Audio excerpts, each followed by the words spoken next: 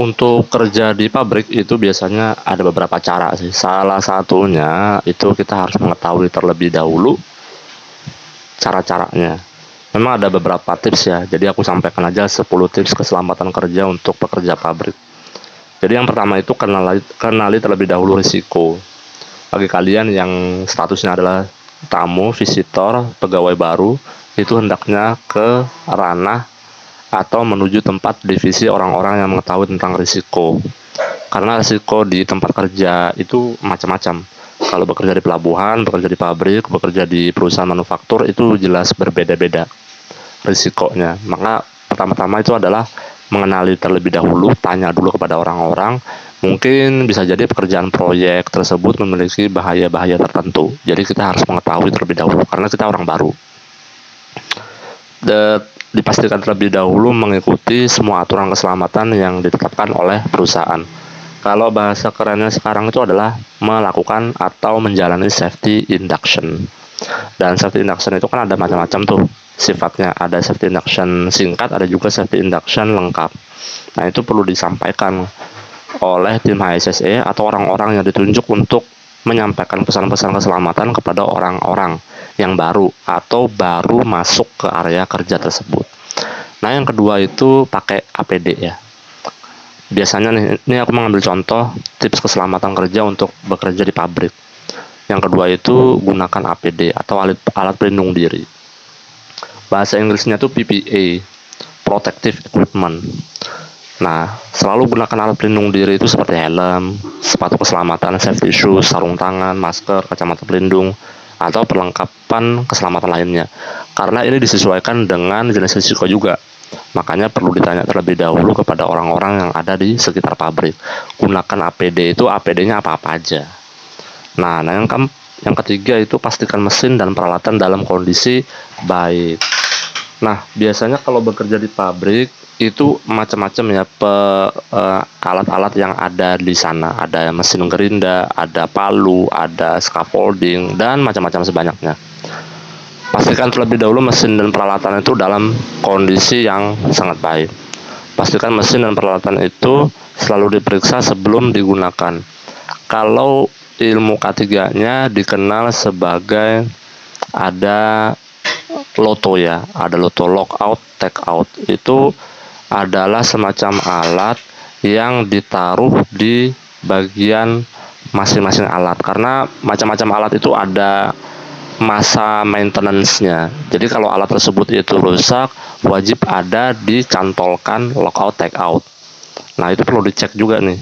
Yang lockout take out itu masih tercantol kondisinya disegel atau enggak. Kalau enggak disegel, maka itu otomatis itu sudah bisa digunakan alat tersebut. Tapi harus tanya terlebih dahulu dengan orang-orang yang sudah menggunakan alat tersebut.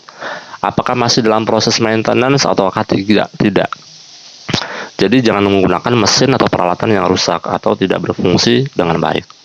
Nah, yang keempat itu tipsnya ikuti pelatihan keselamatan.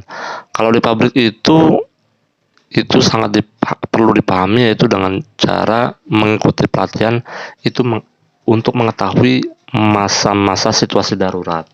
Kalau di perusahaan pabrik, contohnya di PT Lintek Duta Pertama itu kan perusahaan manufaktur. Nah, biasanya itu ada program di SDM yang namanya pelatihan keselamatan. Nah, itu pelatihan keselamatannya ada mengacu kepada orang-orang yang bekerja yang sehari-hari sandblasting, ada yang pekerjaan memotong, itu selalu ada periode pelatihan keselamatannya. Dan di sana juga disampaikan bahwa cara mengatasi situasi darurat itu ada beberapa langkah. Nah, itu perlu disampaikan juga. Nah, yang kelima itu cara selamat bekerja di pabrik itu jangan bersikap ceroboh, karena masing-masing tiap orang itu memiliki keteledoran masing-masing. Istilahnya adalah human error. Jadi jangan bersikap ceroboh dan selalu fokus pada pekerjaan kalian.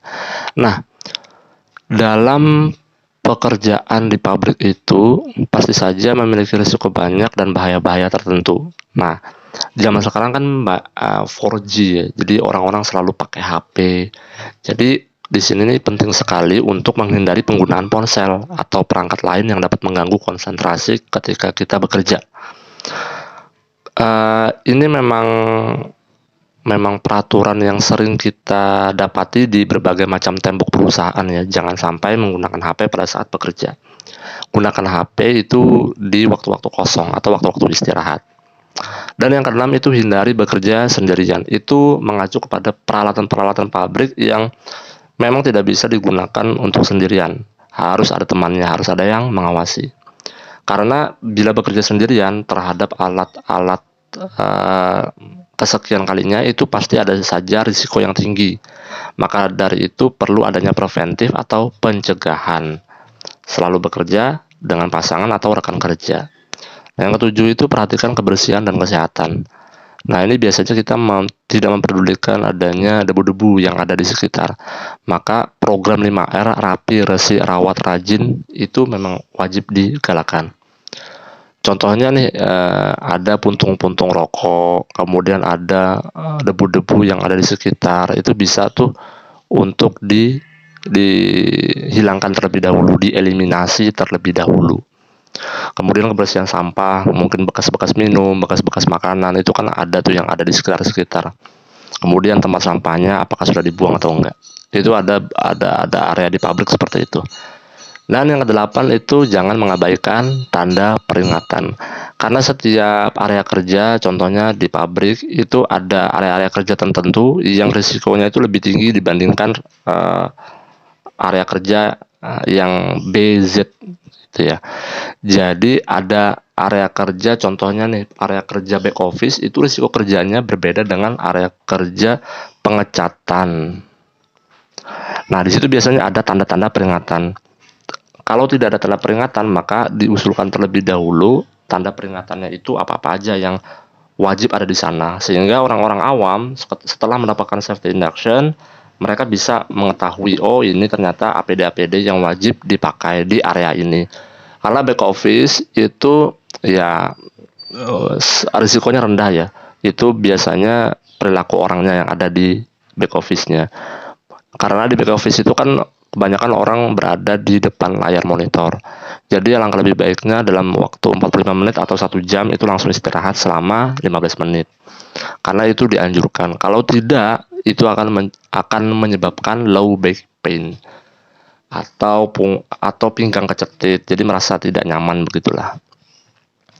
Kemudian yang kesembilan, ini perlu disampaikan adalah laporkan insiden atau kecelakaan.